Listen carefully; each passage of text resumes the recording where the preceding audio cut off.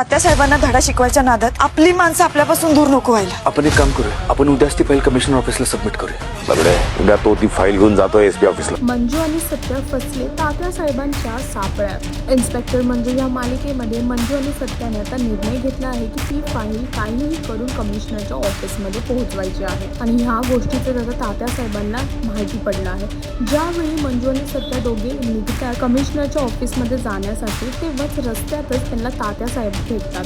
तेच नाही तर त्यांच्याबरोबर त्यांची गुंडे सुद्धा, माणसे सुद्धा आहेत आणि त्यांनी मंजू आणि सत्याच्या गाडीला चारी बाजूने घेरलं आहे आणि सत्याला तात्या साहेब म्हणतात ते सुद्धा त्याच्यावरती बंदूक ताणून की तू कुठल्याही रस्त्याने गेला तरी तुला सर्व रस्ते माझ्यापर्यंतच पोहोचवणार. आता सत्यावरती तात्या साहेब गोळी झाडणार का? मंजू आणि सत्यावरती जे संकट आलं आहे आणि ते तात्या साहेबांच्या आखलेल्या सापळ्यात जे अडकले आहेत त्यातून बाहेर निघू शकतील का? कमिशनरच्या ऑफिसमध्ये वेळेवरती पोहोचतील का?